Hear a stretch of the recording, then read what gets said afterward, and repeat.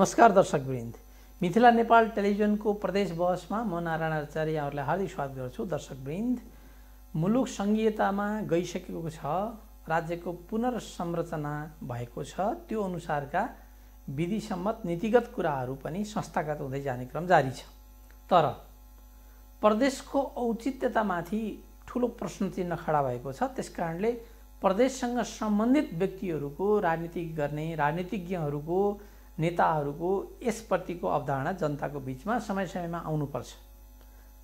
सबै नेताहरूले आफ्ना प्रदेशका विकासका लागि प्रादेशिक योजनाहरू कस्तो बनाउनु भएको छ, पार्टीका संरचनाहरू प्रादेशिक हिसाबले कसरी अगाडि बढाइराखिएको छ, अथवा प्रदेशका नेताहरूले, प्रदेशका चाहिने जननिर्वाचित प्रतिनिधिहरूले सङ्घीय सरकारसँग कस्तो खालको समन्वय गरेका छन् र स्थानीय तहमा पनि कस्तो खालको समन्वय छ। तीन तहको संवैधानिक व्यवस्था भइसकेपछि सङ्घ, प्रदेश र स्थानीय तहको बीचको कोअर्डिनेसनका सन्दर्भमा पनि हामी विषयवस्तु उठान गर्नेछौँ। खास गरी आजको प्रदेश बहसमा सुदूरपश्चिम क्षेत्रको विकासका कस्ता आयामहरू छन्, अहिले नेकपामा भित्र भएको जुन पार्टी विवादहरू छन् अथवा जनताको म्यान्डेटभन्दा विपरीतका कामहरू छन्, नातावाद कृपावादका कुराहरू छन्, यो विषयलाई पनि हामी समग्रमा उठान गर्नेछौँ। आजको हाम्रो अतिथि हुनुहुन्छ सुदूरपश्चिम प्रदेश सदस्य नेकपाका शङ्कर भण्डारी, युवा नेता, एउटा ठुलो सम्भावना बोकेका नेता हुनुहुन्छ। कार्यकर्ताका बीचमा, जनताका बीचमा एउटा लोकप्रिय नेता हुनुहुन्छ। उहाँलाई हामीले प्रदेश बहसको विशेष कार्यक्रममा निमन्त्रणा गरेका छौँ। म उहाँलाई हार्दिक स्वागत गर्न चाहन्छु। हजुर, धन्यवाद नारायण सर। आराम हुनुहुन्छ? हजुर, ठिकै छु। अब अहिले मुलुक कोरोना कहरमा छ। अब यहाँहरू जनताका अगुवा मान्छेहरू, जनताका पिरमर्का समस्यालाई सम्बोधन गर्नुपर्छ भन्ने मान्छेहरू, नेताहरू, जनताको विश्वास जितेका मान्छेहरू, अनि सुदूरपश्चिम एउटा बोर्डरको चाहिने प्रदेश पनि भएका नाताले इन्डियाबाट धेरै मान्छेहरू नेपालमा आउने त्यो नाकामा पनि पर्छ। त्यो हिसाबबाट अब कोभिड-19 कारणले अलिकति बढी प्रभावित क्षेत्र र सीमान्तकृत मान्छेहरूको बसोबास भएको, जनताको बसोबास भएको क्षेत्र, अब यो कोभिड-19 सरकारले त्यो क्षेत्रका लागि के गरेको छ, यहाँहरू सरकारको क्रियाकलापबाट सन्तुष्ट हुनुहुन्छ कि हुनुहुन्न, यहाँबाट हाम्रो बहस सुरु गरौँ। हजुर, धन्यवाद। सुदूरपश्चिम प्रदेश अब नेपालकै एउटा पिछडिएको क्षेत्रभित्र पनि पर्छ। हुन त अहिले हामी सङ्घीय संरचनामा गइसकेका छौँ। सुदूरपश्चिम प्रदेश सरकार त्यहाँ आफै बनेको छ, त्यहाँका स्थानीय सरकारहरू पनि छन्। जसरी चाहिँ सुदूरपश्चिम पिछडिएको क्षेत्रमा पर्छ, मैले किन भने त्यहाँका विभिन्न भूभागहरू, त्यहाँका पहाडी भूभागहरू, अछाम, डोटी, बाजुरा, बैतडी, यी जुन सिमानाहरू छन्, यी जिल्लाहरू छन्, असाध्यै तपाईँको राजधानीबाट टाढा पनि भएको र विकट जिल्लाहरू, त्यहाँ शैक्षिकको रूपमा, विकासको रूपमा लगायत अन्य विभिन्न औद्योगिकको रूपमा निकै हामी पिछडेका छौँ। तपाईँहरूलाई थाहा छ, एउटा सुनसरीमा हेर्ने हो भने, विराटनगरमा हेर्ने हो भने, झापामा हेर्ने हो भने, अथवा तराई मुलुकका अन्य जिल्लाहरूलाई हेर्ने हो भने सुदूरपश्चिममा दुईटा उद्योगहरू पनि हामीले स्थापना गर्न सकेका छैनौँ। यो विडम्बना छ। हेर्नुहोस्, किनभने सुदूरपश्चिमका नेताहरू पनि राज्यका महत्त्वपूर्ण निकायमा त पुगेकै छन्, तर पनि औद्योगिक कल कारखानाहरू, त्यहाँको पर्यटन, त्यहाँको शैक्षिक, त्यहाँको स्वास्थ्यलाई माथि उठाउनको लागि जुन तरिकाले उठाउनु पर्ने हो त्यो सम्भव हामीले अहिलेसम्म उठाएको देखेका छैनौँ। त्यसैले अहिले जुन कोभिड-19 को एउटा समस्या आएको छ, यो कोभिड-19बाट त झनै त्यहाँको सुदूरपश्चिमका धेरैजसो नागरिकहरू इन्डियामा नै काम गर्न जाने बाध्यता छ। भन्ने हाम्रो नेपालका मान्छेहरू सकेसम्म विकसित देश जान्छन् अथवा त्योभन्दा पनि नसक्यो भने खाडी मुलुकतिर जान्छन्। तर म्याक्सिमम सुदूरपश्चिमेली दाजुभाइहरू हाम्रो चाहिँ तपाईँको भारतमा मजदुरीको रूपमा काम गर्न गएका छन्। हजारौँ मान्छेहरू त्यहाँ गएका छन्। त्यसैले नाका पनि, सिमाना पनि नजिकै टाँसेको कारणले त्यहाँमा तपाईँको इन्डियाबाट नेपाल आउने क्रम दिन प्रतिदिन बढेको बढै छ। किनभनेदेखि यो त विश्व कोषालय शत्रु छ। इन्डियामा पनि कोभिड-19ले निकै त्यहाँको जनताहरूलाई ग्रस्त पारेको छ। नेपाली जनताहरू पनि त्यो रोगले चाहिँ त्यहाँ आक्रान्त भएका छन्। त्यसैले बरु आफ्नै देशमा, आफ्नै घरमा, आफ्नै गाउँमा गएर हामी चाहिँ सुरक्षित हुन्छौँ भन्ने हेतुले कतिपय मान्छेहरू त त्यहाँ नदीमा हाम फालेर पनि आए। तपाईँहरूले न्युज सुन्नुभएको छ। कतिपय मान्छेहरू रातारात सिमानामा लुकी लुकी हिँडी भोका भोकै नाङ्गा नाङ्गैहरू पनि आए। त्यसैले सुदूरपश्चिम प्रदेश सरकारले जुन तौरले त्यसलाई चाहिँ तपाईँको कमान्ड गर्नुपर्ने हो, त्यहाँ एक प्रकारको गति अगाडि बढाउनु पर्ने हो। अझ सुदूरपश्चिमको मुख्यमन्त्री त इन्डियामा धेरै वर्ष चौकीदारी काम गरेर आउनुभएको व्यक्ति हुनुहुन्छ। त्यसै गरी मुख्यमन्त्री मात्र होइन, अर्थमन्त्रीज्यू पनि इन्डियामा धेरै वर्षहरू बिताएको अर्को व्यक्ति हुनुहुन्छ। त्यसैले मुख्यमन्त्री र अर्थमन्त्री भएकै ठाउँमा सुदूरपश्चिमका नागरिकहरूलाई कसरी चाहिँ तपाईँको राहत दिने, त्यहाँ चाहिँ तपाईँको कसरी सुख सुविधाहरू दिने, कसरी कोभिड-19बाट बचाउने भन्ने ठोस योजना कार्यक्रमहरू आउनु पर्थ्यो। त्यो कतिपय त आएका पनि छन्, पूर्ण रूपमा केही गरेको छैन भने भन्न मिल्दैन। तर जुन तरिकाले उहाँहरूले चाहिँ आफै भारतमा दुःख मिहिनेत गर्नुभएको छ, त्यहाँको नेपाली नागरिकहरूको अथवा सुदूरपश्चिमेली दाजुभाइहरूको दुःख देख्नुभएको छ, त्यो पीडा देख्नुभएको छ नि, त्यो पीडालाई चाहिँ यसरी हामी हल गर्न सक्छौँ भनेर मुख्य जिम्मेवारीमा भएका व्यक्तिहरूले त्यो इच्छा शक्ति देखाएर योजना कार्यक्रमहरू अगाडि बढाउँदा अझै सुन्दर हुन्छ। त्यसैले अहिले पनि कतै न कतै त्यहाँ अभाव भइ नै रहेको छ। अब तपाईँ नेकपाको युवा नेता होइन, प्रदेश सदस्य, अनि यहाँहरू जस्तो 8 लाख चाहिने सङ्गठित सदस्य भएको पार्टी नेकपा, अनि यहाँहरूले चाहिँ नि कोभिडबाट प्रताडित जनतालाई राहत दिनका लागि उनीहरूलाई चाहिँ यो कोरोना रोकथाम नियन्त्रणमा यहाँहरूले पार्टीको तर्फबाट कुनै कदम चाल्नु भएन? हाम्रो पार्टीले अब केन्द्रीय जुन पार्टीको सचिवालयले नै सर्कुलर गरेको थियो देशभरि हरेक चाहिँ तपाईँको पार्टीका कार्यकर्ताहरूलाई जहाँ जहाँ तपाईँको कोभिड-19ले जनताहरू ग्रस्त हुन्छन् तत्त ठाउँमा पार्टीले पनि सहयोग गर्ने, विभिन्न स्थानीय निकाय सरकारहरूले पनि सहयोग गर्ने भनेर पार्टीले निर्देशन दिएको थियो र धेरै ठाउँमा कार्यक्रमहरू गरेका पनि छन्। त्यो स्वस्फूर्त रूपमा पनि गरेका छन्, पार्टीको निर्देशन अनुरूप पनि गरेका छन्। त्यसैले जुन नेपाल कम्युनिस्ट पार्टी हाम्रो नेकपा छ, हाम्रो पार्टीले व्यापक रूपमा जनतालाई जुन यो कोभिड-19बाट बचाउनका लागि सरकारले गर्न नसकेका ठाउँहरूमा कामहरूमा पनि तपाईँहरू यसरी गर्नुहोस् भनेर पार्टीले चाहिँ नीति निर्देशन दिने, सुझाव दिने काम पनि गरेकै छ। त्यो स्थानीय तहदेखि वार्ड तहदेखि केन्द्रीयसम्म, केन्द्रीय सरकारसम्म त्यो हाम्रो पार्टीले गरेको छ। तर बिचमा हाम्रो पार्टीको अलिकति कस्तो अवस्था भइदियो भने जिक्च्याको अवस्था भयो, त्यो तपाईँहरूलाई थाहै छ। अलिकति पार्टीभित्र आन्तरिक समस्याहरू आयो, आन्तरिक समस्याले गर्दा त्यो कतिपय पार्टीभित्र पनि त्यसले समस्या सृजित गर्यो र कतिपय चाहिँ तपाईँको सरकारमा पनि समस्या सृजित गर्यो। त्यसैले मलाई लाग्छ अब यो समस्याहरूलाई समाधान पार्टीले गर्छौँ भनेर आजै मात्र हाम्रो पार्टीको स्थायी कमिटीको बैठक टुङ्गिएको छ र कार्यदलले दिएको रिपोर्ट र आज स्थायी कमिटीमा उठेका कुराहरू निर्णय भएका छन्। अब यसलाई सरकारलाई पनि सफल बनाउने र कोभिड-19 लगायत जति यावत समस्याहरू छन् यी समस्यातिर नेकपा पार्टी र सरकार फोकस हुनुपर्छ, त्यतातिर लाग्नुपर्छ। अब समस्या के रह्यो भने नि, यहाँ पार्टीको एउटा सङ्गठित सदस्य भएको, प्रदेशको जिम्मेवार व्यक्ति भएको हिसाबले सरकारको डिफेन्स गर्न स्वाभाविक लाग्ला। तर जनताको तर्फबाट हेर्दाखेरिमा त सुदूरपश्चिम एउटा दुर्गम क्षेत्र, सुदूर, अलिकति राजधानीबाट टाढा भएको क्षेत्र, अनि सीमान्तकृत जनताहरू, जनजातिहरू बढी बसोबास गर्ने, एकातिर कोरोना कहरका कारण, लकडाउनका कारण जनताहरू घरमा बस्न बाध्य छन्, अर्कोतिर प्राकृतिक प्रकोप, बाढी पहिरोका कारणले पनि तिनै जनताहरू थिलो थिलो परेका छन्। यस्तो अवस्थामा तपाईँहरूको सरकारले त्यहाँ जनताका समस्यालाई सम्बोधन गर्ने साटो हो आफ्ना नेताका नाममा बनेका फाउन्डेसनहरूलाई पैसा बाँड्ने आदि इत्यादि गर्ने। जस्तो झलनाथ फाउन्डेसनकै कुराकानी गरौँ, सर्प पाल्नलाई यदि पैसा दियो अरे उति पैसा दियो अरे, होइन? यो खालका गतिविधिहरू त शोभायमान भएनन् नि। होला त्यो अनुसन्धानका लागि बजेट एलोकेसन गर्ने, होइन, त्यो स्वाभाविक कुरा होला, तर समय सन्दर्भ पनि त मिलाउनु पर्यो नि त, परेन? यसलाई कसरी हेर्नु भएको छ यहाँले? अहिले विशेष गरी जुन अहिले यो झलनाथ प्रतिष्ठानको बारेमा व्यापक रूपमा मिडियामा आइरहेको छ र मान्छेहरूले चासो राखिरहेका छन्, विभिन्न यसका बारेमा टिका टिप्पणी भइराखेको छ। अब हुन त म त्यो झलनाथ प्रतिष्ठानसँग कुनै आबद्ध पनि छैन, तर मैले यसलाई विस्तृत रूपमा बुझेको के हो भने नि, मैले मेरो पार्टीको नेता मात्र भएर मैले उहाँको कुरा गर्न खोजेको होइन। यो जसरी उहाँ चाहिँ तपाईँको सर्लाहीमा चुनाव लड्दै जाँदाखेरि सर्पले टोकेर त्यहाँ चाहिँ मान्छेको मृत्यु भइसकेपछि उहाँको भावना त्यस्तो जागृत भएछ। ती सर्पबाट टोकेर मान्छेलाई कसरी बचाउन सकिन्छ त? हाम्रो त्यसमा नेपालमा त्यस्तो छ कि छैन अहिलेसम्म?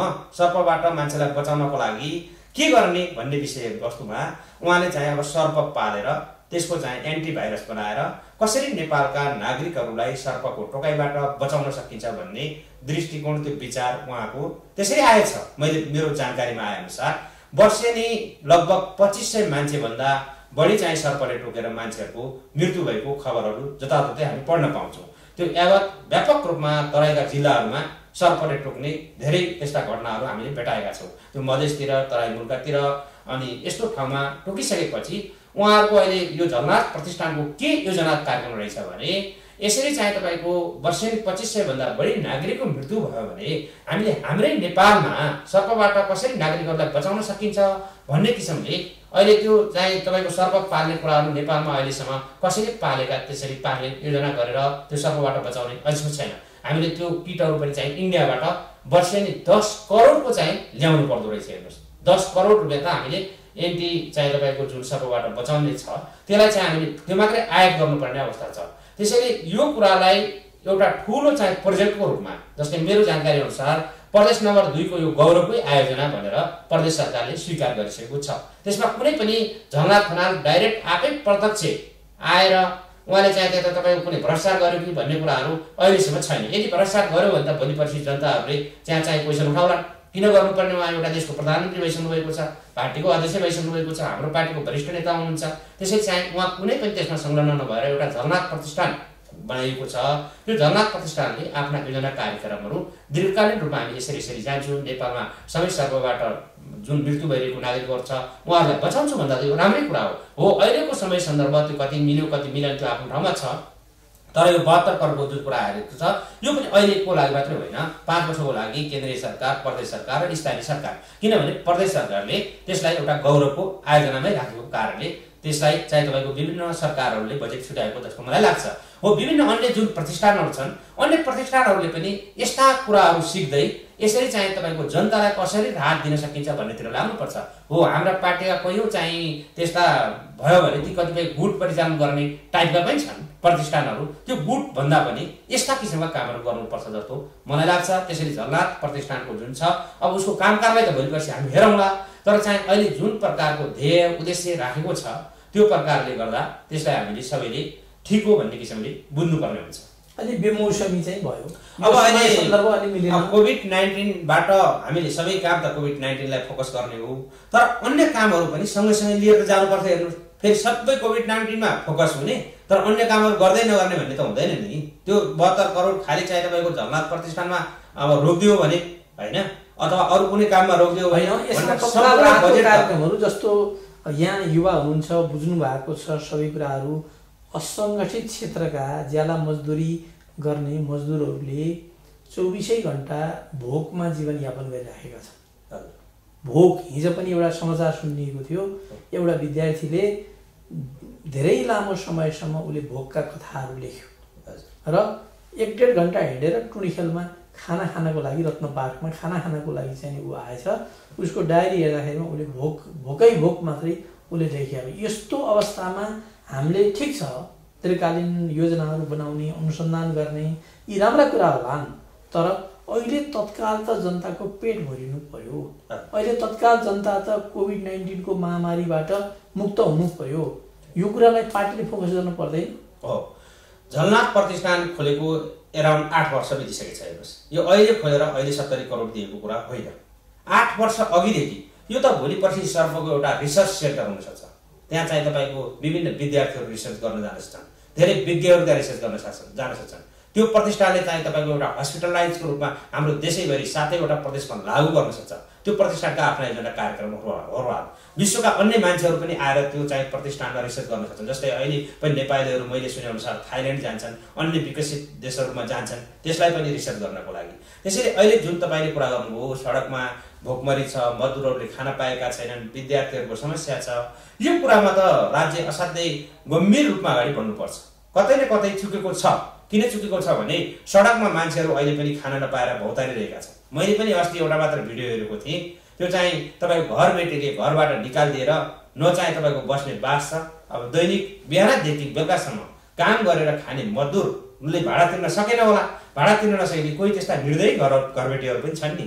त्यस्तो घरबेटीले घरबाट पनि निकाल्दैछ, खाना खाने वातावरण पनि छैन, इन्कम पनि छैन। त्यस्तो कुरालाई त अब स्थानीय सरकारदेखि हाम्रो केन्द्रीय सरकारसम्म छ, त्यो वडा सरकारले पनि त्यसलाई व्यवस्थापन गर्नु पर्यो। फेरि केन्द्रीय सरकारमा मुख ताकेर यो त केपी ओली सरकारले गर्नुपर्छ भन्ने कुराहरू होइन। हेर्नुहोस्, त्यसैले वडा सरकारले सकेन भने विभिन्न वडाहरू छन्, वडाले सकेन भने त्यहाँको चाहिँ स्थानीय सरकारले गर्नु पर्यो। जस्तै वडाभन्दा माथि गाउँपालिका मेयर साहबलाई भन्नु पर्यो होइन, उपमेयरलाई भन्नु पर्यो, गाउँपालिका अध्यक्षलाई भन्नु पर्यो, उपाध्यक्षलाई भन्नु पर्यो, भएन भने प्रदेश सरकारलाई भन्नु पर्यो।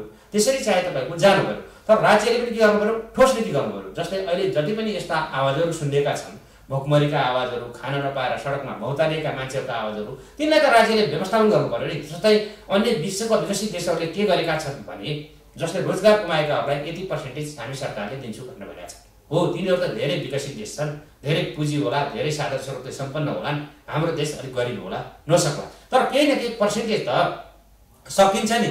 जस्तै मानौ सरकारको तर्फबाट अहिले बेरोजगारहरूलाई, जस्तै मानौ कुनै एउटा होटलमा काम गरेको मजदुर छ, त्यो मजदुरलाई अब पहिला 100% स्यालेरी खान्थ्यो भने अब 25% चाहिँ तपाईँको सरकारको तर्फबाट गरिदिने, अर्को 25% त्यो होटलको तर्फबाट गरिदिने। किनभने होटलले त हिजो अस्ति त कमाएको होला नि त, अहिले 6-7 महिनादेखि पो कमाउन पाएको छैन होला।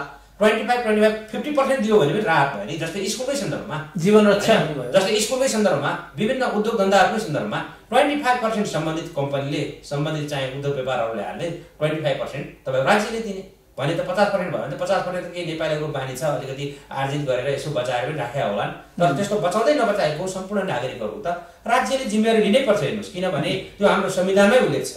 अझ त्यसमा पनि हामी कम्युनिस्ट सरकार, अझ 2/3 नजिकको सरकार, हामीले त घाँस बाँस कपास शिक्षाको त ग्यारेन्टी गर्छौँ भनेकै छौँ नि संविधानमा। त्यसैले चाहिँ तपाईँको जति ठाउँमा हाम्रा स्थानीयदेखि प्रदेश सरकार, केन्द्रीय सरकारका अझै ध्यान पुगेको छैन। हामी टेलिभिजन मार्फत पनि आग्रह गर्छौँ, विभिन्न तपाईँहरू पत्रकार साथीहरू पनि यस्ता कुराहरूलाई उजागर गरिदिनुहोस्। तपाईँहरूले उजागर गर्नु पनि भएको छ यो मिथिला टेलिभिजनले। त्यसैले चाहिँ राज्यले यस्ता कुराहरूमा ध्यान दिनुपर्छ। जहाँ जहाँ समस्या छ त्यहाँ तुरुन्त राज्य पुग्नुपर्छ। म यही कुरा राज्यसँग आग्रह गर्न चाहन्छु। अनि यहाँले यो माग गरिराख्नुहुन्छ, अनि यहाँ पार्टीका कार्यकर्ताहरू एउटा नेताको चाहिँ नि भनौँ न हात समातेर अगाडि बढ्नुहुन्छ। पार्टीभित्र गुट फुट छ, गुटै गुट छ, पार्टी एकीकरण भनिन्छ, खालि चाहिँ नि पदलोलुप्ता देखिन्छ। को चाहिँ सरकारमा जान्छ, बाँकी सबै विपक्ष। अहिले त प्रमुख प्रतिपक्षको रोल पनि तपाईँहरूको पार्टीकै सरकारमा नभएका मान्छेले खेलिराख्नु भएको छ। अब यस्तो चाहिँ नि भोकमरीको बेलामा, यत्रो महामारीको बेलामा यहाँहरूको त्यो लुछाचुडी देख्दाखेरिमा त लाज मर्दो भयो। अनि के भन्नुहुन्छ यसमा? अब अहिले जसरी हाम्रो पार्टीलाई अथवा हाम्रो सरकार जुन छ, हाम्रो पार्टीभित्र विधि हुनु पर्यो, पद्धति हुनु पर्यो, एउटा सिस्टममा चल्नु पर्यो, सरकार पनि एउटा चाहिँ सिस्टममा चल्नु पर्यो भन्ने हाम्रो आवाज हो। हेर्नुहोस्, हामीले आवाज उठाउनु हो। किनभने अहिले हामी ठोस डिसिजन गर्ने सक्ने ठाउँमा हामी छैनौँ। हाम्रो पार्टी छ, हाम्रो सरकार छ, त्यो सरकारमा बसेका सम्बन्धित व्यक्तिहरू, नेताहरू हुनुहुन्छ। तर यहाँले यो राम्रो हो त भन्न सक्नुहुन्छ? होइन, हामी स्योर भन्छौँ, हामीले आवाज उठाउँछौँ। जस्तै मैले त के पनि भन्ने गरेको छु भने हाम्रो सरकारले एउटा सिस्टम डेभलप गर्नु पर्यो। जस्तै कुनै सानातिना घटनाहरू, मेरो पार्टीको म कार्यकर्ता छु, म नेकपाको सुदूरपश्चिम प्रदेश सदस्य छु, मैले संविधान बिचे, देशको नियम कानुन बिचे मलाई घटनाहरू आइपर्यो भने मेरो पार्टीका नेताहरूले, सरकारका अथवा संसद मन्त्रीहरूले, जिम्मेवार व्यक्तिहरूले कसैले पनि गलत कामको लागि मलाई संरक्षण गर्नु भएन नि। म जस्तै मानौँ मलाई पुलिसले कुनै छोप्यो, अब यता सानो एउटा लाइसेन्सको हिसाबमा छोप्यो भने पनि सरकारका मन्त्रीहरूको फोन जाने कुराहरू छ। हेर्नुहोस्, डिआइजी एआइजीहरूले फोन गर्छ। यो सम्पूर्ण कुराहरू भत्काउनुपर्छ, एउटा सिस्टममा नै लैजानुपर्छ। हामीले गल्ती गर्यो भने हामीलाई कारवाही गर्नै पर्छ, त्यो माथिदेखि तलसम्म दण्डहीनताको अवस्थालाई अन्त्य गर्नुपर्छ। किनभने त्यो प्रधानमन्त्री होस् या प्रधानमन्त्रीको छोरा होस् या सामान्य कार्यकर्ता होस् या सामान्य नागरिक होस्, सबैले एउटा नियम कानुन लागू गर्नुपर्छ। ठुलाले जे गरे पनि हुने, सानाले चाहिँ तपाईँको गल्ती नगरे पनि कारवाही हुने टाइपको हुनुहुँदैन। त्यसैले मैले यसैमा तपाईँलाई अब प्रश्न जोडौँ, मैले त के पनि भन्ने गरेको छु भने सिस्टम बसाउने क्रममा जस्तै हाम्रो अदालत छ, सर्वोच्च अदालत छ, विशेष अदालत छ, विभिन्न चाहिँ तपाईँको अख्तियार दुरुपयोग अनुसन्धान आयोग छ, सम्पत्ति शुद्धिकरण आयोग छ, जति जति राज्यका निकायहरू छन् नि, यहाँ त अहिले विभिन्न पार्टीहरूले आफ्ना पार्टीका कार्यकर्ताहरूलाई भर्ती केन्द्र बनाउने काम गरिरहेका छन्। हेर्नुहोस्, यसरी कहिले पनि सिस्टम बस्दैन। त्यसैले मैले यो कुरालाई अहिले अलिक बढी फोकस गरेर आएको छु, हरेक मिडियामा यो मैले बोल्ने गरेको छु। जस्तै अख्तियार दुरुपयोग अनुसन्धान आयोगको प्रमुख आयुक्त अथवा त्यहाँका आयोगका सदस्यहरू बनाउँदाखेरि पार्टीको भागभण्डाबाट जान्छ। हेर्नुहोस्, जस्तै संवैधानिक निकायका आयोगहरू जति पनि बनाउँदाखेरि प्रतिपक्ष र सत्तापक्ष पार्टीको भागभण्डा हुन्छ। हेर्नुहोस्, भागभण्डा गर्ने बित्तिकै त जस्तै मैले तपाईँलाई केही आशीर्वाद दिएर तपाईँलाई कुनै ठाउँमा एपोइन्टमेन्ट गरिदिएँ भने तपाईँले त मेरो निर्देशन, मेरो सल्लाह, मेरो कुरा त मान्नुहुन्छ। हेर्नुहोस्, त्यसैले त्यो नमान्ने परिपाटी बनाइदिनुपर्छ होइन। त्यसलाई कसरी हुन्छ? जस्तै लोकसेवा आयोगले अहिलेसम्म लोकसेवा आयोग तटस्थ देखिन्छ नि होइन, लोकसेवा आयोगमा पावर लाग्छ, त्यो लाग्छ भन्ने कुराहरू छैन नि। हो, त्यस्तो टाइपको एउटा स्वच्छ संस्था, तटस्थ संस्था, अधिकार प्राप्त संस्था बनाइदिनुपर्छ, जो कि अख्तियार दुरुपयोग अनुसन्धान आयोगको प्रमुखले यो देशको चाहे तपाईँको प्रधानमन्त्रीलाई पनि हतकडी लगाउन सकोस्, मन्त्रीहरूलाई पनि हतकडी लगाउन सकोस्, होइन? जस्तै मन्त्रालयका सचिवहरू बनाउँदाखेरि पनि विभिन्न पार्टीको कोटाबाट बनाउने।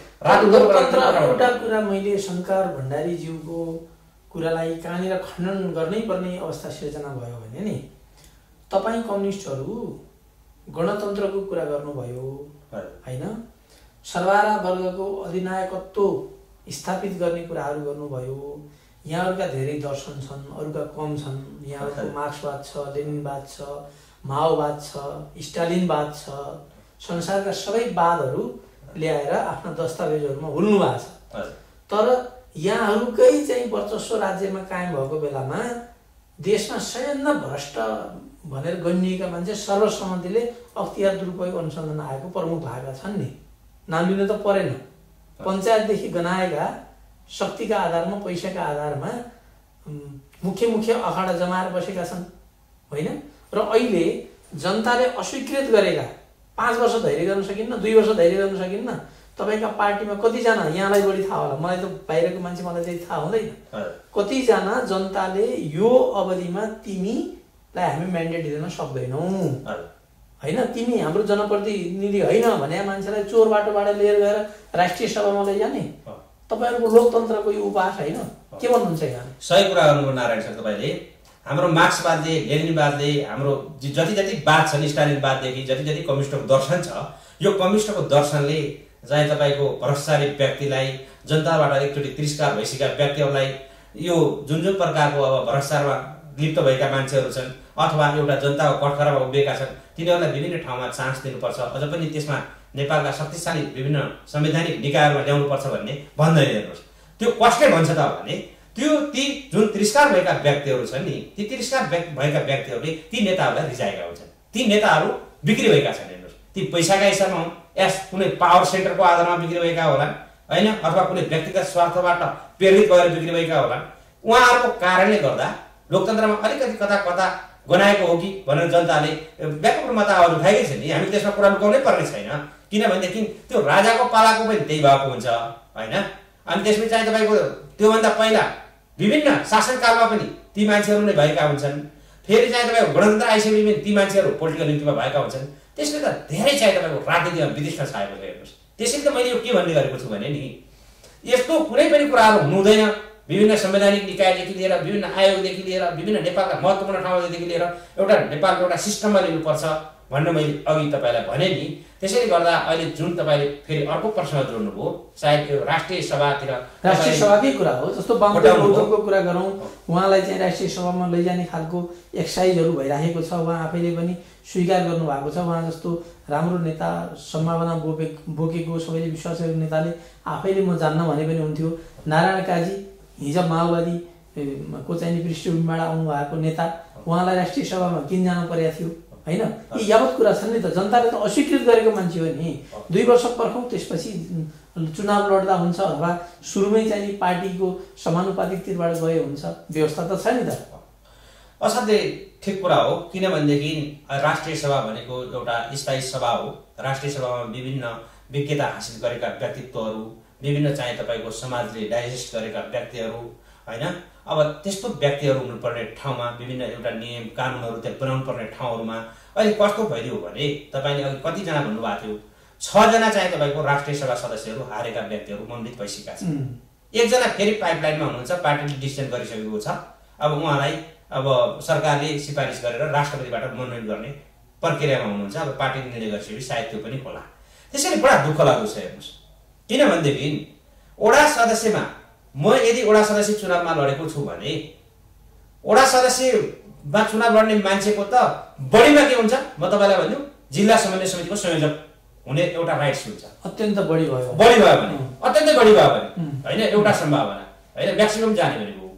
अब त्यो चाहे तपाईँको वडा सदस्यमा, वडामा भोट ल्याएर जित्न नसक्ने मान्छे, कसैलाई यो म नाम किटान नगरौँ, तर वडा सदस्यमा पनि जित्न नसक्ने मान्छेलाई राष्ट्रिय सभामा मनोनित गर्नु भनेको त संविधानको धज्जी उडाउनु हो, लोकतन्त्रप्रतिको अपमान हो होइन, गणतन्त्रप्रतिको अपमान हो, नेपाल कम्युनिस्ट पार्टीको सिद्धान्त, आदर्श, विचारभन्दा फरक हो। योभन्दा धेरै नभनौँ होइन। त्यसैले चाहिँ तपाईँको अर्को गाउँपालिकाका अध्यक्षबाट हारेका मान्छे हो गाउँपालिका अध्यक्ष उहाँ किन चुनाव लड्नुभयो त हार्ने भयो भने होइन उहाँ पहिले राष्ट्रिय सभामा लडे पनि हुन्थ्यो प्रतिनिधि सभामा लडे पनि हुन्थ्यो अझै नेताको अझै नजिक भएको भए प्रतिनिधि सभाको समानुपाती बसे पनि हुन्थ्यो त्यति मात्र हो र जुन चाहिँ तपाईँको हाम्रो केन्द्रीय राष्ट्रपति जस्तो पद जुन प्रदेश प्रमुख पनि त्यहाँको राष्ट्रपति जस्तो हो नि प्रदेश प्रमुख पनि नगरपालिकामा मेयर हारेको मान्छेलाई ल्याएर प्रदेश प्रमुख बनाइदिएको छ गएको चुनावमा यही हाम्रो सरकारले बनाएको गएको स्थानीय चुनावमा गएको स्थानीय चुनावमा हारेको त्यसैले 6 जना म त उहाँहरूलाई के भन्छु हरुवाहरू 6 जना हरुवाहरूले चाहिँ तपाईँको चुनाव हारेर चाहिँ राष्ट्रिय सभामा उहाँहरूले सम्मान पाउनुभयो पुरस्कार पाउनुभयो के आधारमा पाउनुभयो त भन्नु होला तपाईँ के आधारमा पाउनुभयो भने उहाँहरू नेताको नजिकको आधारमा पाउनु कोही गुटको आधारमा कोही के को आधारमा होइन अब नातावाद किर्वावाद के बाद त्यहाँ लागू भयो किन लागू भयो भने उहाँहरूलाई राष्ट्रिय सभामा नहुनु पर्ने त्यस्तो अपरिहार्यता के भयो हाम्रो मुलुकले उहाँहरूबाट अब राष्ट्रिय सभाबाट के पाउँछ त हामीले के पाउँछौँ त मैले यो विरोध गरिराख्नु पर्ने कुरा हो र ती मेरा कोही नेताहरू होलान् कोही कार्यकर्ताहरू होलान् कोही कार्यकर्ता पनि त छन् नि त होइन त्यसैले चाहिँ तपाईँको यो नेताहरू कार्यकर्ताहरूलाई यसरी हरुवाहरूको ल्याएर राष्ट्रिय सभामा भर्ती केन्द्र बनाउँदाखेरि त्यो राष्ट्रिय सभाको इज्जत गरिमा के रहला म त यसको बारेमा निरन्तर बोल्नेवाला पनि छु बोल्छु पनि मेरो पार्टीले चाहिँ तपाईँको निर्णय गरिसक्यो होला कतिपय व्यक्तिलाई लिने भनेर त्यो गरोस् आफ्नो ठाउँमा छ होइन त्यसैले चाहिँ तपाईँको के हो भनेदेखि अहिले त 6 जना भइसक्नुभयो 1 जना पाइपलाइनमा हुनुहुन्छ अहिले फेरि बिचबिचमा राष्ट्रिय सभाको चाहिँ पदहरू त खाली हुँदै जान्छ त्यो खाली हुने कुरामा फेरि यस्ता हरुवा व्यक्तिहरू ल्याउँदै जाँदाखेरि त्यो राष्ट्रिय सभा भएका हो अरू व्यक्तिहरू के ठान्लान् अथवा त्यो वडा सदस्यबाट हारेको मान्छे त राष्ट्रिय सभा भइसक्नुभयो जितेको वडा सदस्यलाई कस्तो फिलिङ भइराखेको होला त्यहाँका नागरिकहरूले त्यहाँका जनताहरूले के अनुभव गरिरहेका होला भने यो राम्रो भयो हेर्नुहोस् यो कल्चर असाध्यै चाहिँ तपाईँको नकारात्मक कल्चर हो राजनीतिक चाहे तपाईँको जुन प्रकारको एउटा अहिले पछिल्लो पिँढीले हामीभन्दा पछाडिको जेनेरेसनले हेरिरहेको छैन त्यो पनि उहाँहरूलाई झन् अझ घृणा जाग्ने प्रकारका काम कारबाहीहरू भयो हेर्नुहोस् यसलाई रोक्नुपर्छ नेकपाको 2/3 नजिकको सरकार छ हामीले हिजो अरू जे पार्टीले जे कामहरू गर्दै गए त्यसैको निरन्तरता दिने हो भने हाम्रो के को हाम्रो 2/3 को सरकार आमूल परिवर्तनको कुरै भएन अख्तियार प्रमुख पनि त्यही चाहिँ तपाईँको हिजोको भ्रष्टाचारको राजा पालादेखिको मान्छे बन्दै जाने अदालतमा पनि न्यायाधीशहरू बन्दै जाने यी विभिन्न तस्करहरू पनि भर्ती हुँदै जाने तस्करहरूले पार्टीमा खेल्दै जाने हो भने त के को नेपालको कम्युनिस्ट पार्टी के को 2/3 को सरकार कसरी फेरि हामी अप्टर मुठीभर मान्छेले मात्रै फाइदा लिने खालको हो त्यसैले यी सम्पूर्ण कुराहरू हामीले चिर्नुपर्छ गलत कुराहरूलाई पार्टीका राम्रा कुराहरूलाई जनताका बिचमा लिनुपर्छ यदि हाम्रा पार्टीका राम्रा कामहरू छैनन् गल्ती छन् भने पनि हामीले सकेसम्म सम्बन्धित हाम्रो फेरि कम्युनिस्ट पार्टीको एउटा नीति नियम सिद्धान्त हुन्छ सम्बन्धित बैठकहरूमा कार्यक्रमहरूमा राख्ने हो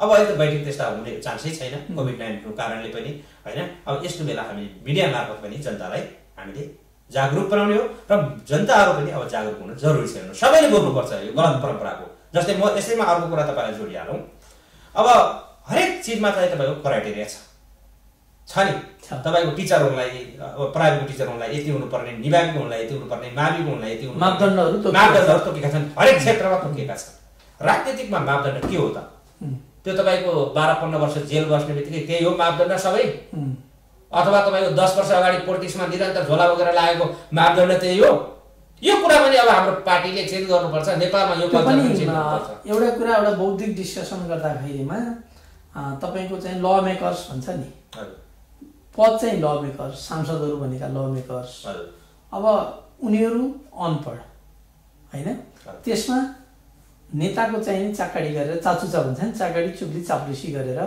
नजिक वरिपरि किचन क्याबिनेटका मान्छेहरू जाने अनि त्यसले कस्तो खालको नीति बनाउँछ कार्यान्वयन कसरी हुन्छ अब यी यावत समस्या हाम्रो राजनीतिमा छ एउटा शुद्धिकरण अभियान चलाउनु पर्ने छ अब तपाईँहरू आशा लाग्दा युवाहरू यसमा लाग्नु पर्यो अब यहाँहरू पनि उही एउटा नेता समाउने हाम्रो अलिकति गलत ट्रेन्ड छ युवामा एउटा निष्पक्षताका साथ आफ्ना कुराहरू राख्ने सही के हो गलत के हो भन्ने हिसाबबाट अगाडि बढ्ने यहाँहरूको चाहिँ ओरिएन्टेसन त्यो हुनुपर्छ भन्ने लाग्छ यहाँहरूले पार्टीभित्र कुराहरू उठाउनुहुन्छ कमिटीहरूमा कुरा उठाउनुहुन्छ हामी स्वाभाविक रूपमा उठाउँछौँ किन उठाउँछौँ भने हामीले त अब पार्टीभित्र नै पहिलो कुरा त पार्टीका मिटिङहरूमा नै उठाउने हो पार्टीका अधिवेशनहरूमा उठाउने हो त्यसपछि बाहिर तपाईँहरू लेख्ने हो बोल्ने हो किन नउठाउने भने अब हामीले उठाएनौँ भने त कसैले पनि यो उठाएन भने त यो त फेरि यस्तो परिवर्तन बढ्दै जान्छ। हेर्नुहोस्, जस्तै अहिले मैले बोले, म जस्ता हजारौँ अथवा सयौँ नेताहरूले बोलिदियो भने त यसको प्रभाव त धेरै ठुलो पर्छ नि त। तर बोल्दै बोलेन भने त प्रभाव पर्दैन। त्यसैले मैले अघिको कुरा तपाईँलाई जोड्दै थिएँ, जस्तै अहिले एज जेनेरेसनको कुरा पनि अब पार्टीभित्र राख्नुपर्छ। हेर्नुहोस् होइन, अब जस्तै नेपालको कल्चर कस्तो भइदियो भने नि, आर्यघाट नपुगुन्जेल मृत्युशय्यामा नजानुन्जेलसम्म कुनै नेताहरूले पार्टीको पछाड्दैनन्। हेर्नुहोस्, यही हो आदर्श नेपाल कम्युनिस्ट पार्टीको सिद्धान्त, यही हो होइन नि?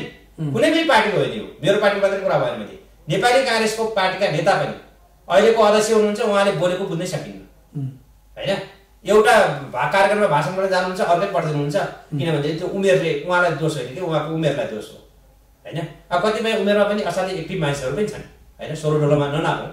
तर मैले भन्नु खोजेको के हो भने पार्टीभित्र जब मान्छे एज जेनेरेसनमा अगाडि बढ्दै जान्छ, उसका शरीरका विभिन्न भागहरूको पनि कामहरू त कम हुँदै जान्छ नि। अहिले जस्तो म युवा छु, 70 वर्षको मान्छेको र मेरो त्यही त हुँदैन नि। शरीरका जस्तै मेरो दिमागले सोच्दै सकी, उहाँको दिमागले सोच्दै सकी। त्यसैले हाम्रो पार्टीभित्र अब कार्यकारी अधिकार बस्नलाई 65 वर्षको, अस्ति मैले युरोपको एउटा टिम हेरेको थिएँ। हुन त विश्वका उदाहरणहरू दिन्छन्, हाम्रो नेपाल त्यस्तो होइन भन्लान् अरूले। फ्रान्सको कि कुनै स्पेनको भर्खर लोभ लाग्दा 35 वर्षका 34 वर्षका प्रधानमन्त्री, अर्थमन्त्री, फलाना मन्त्री होइन,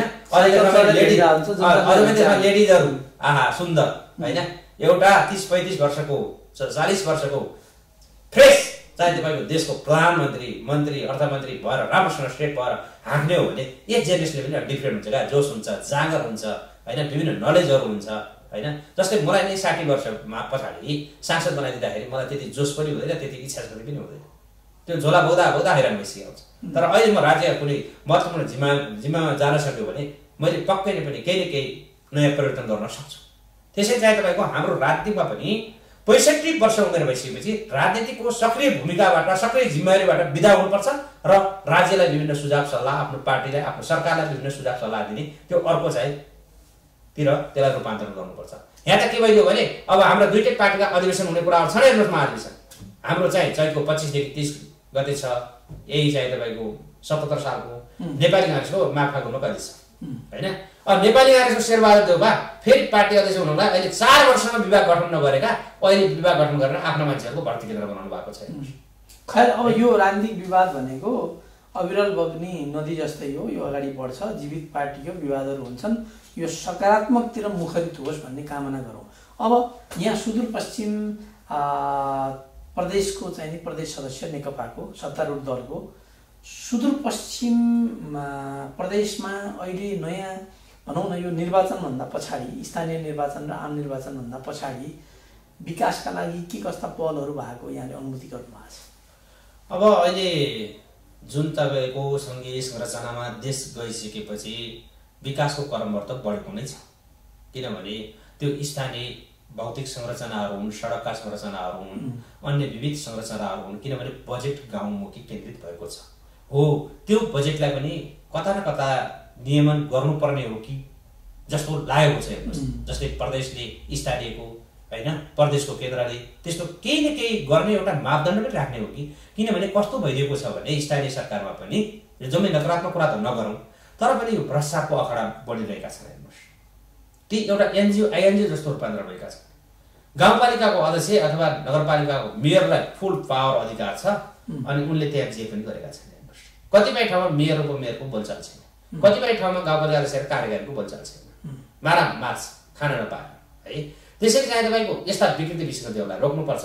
नत्र सुदूरपश्चिममा पनि केही न केही विकासका सम्भावनाहरू अगाडि बढेका छन्, तर जुन हिसाबमा जस्तै त्यहाँका ठुला मेगा प्रोजेक्टहरू बन्नुपर्ने हो, हामी जस्तै यो 5 वर्षमा यी कामहरू गर्छौँ, आउँदो अर्को 5 वर्षमा हामी फेरि सुदूरपश्चिममा यो गर्छौँ, 20 वर्षसम्म हाम्रा कार्यक्रमहरू योजनाहरू यी हुन्।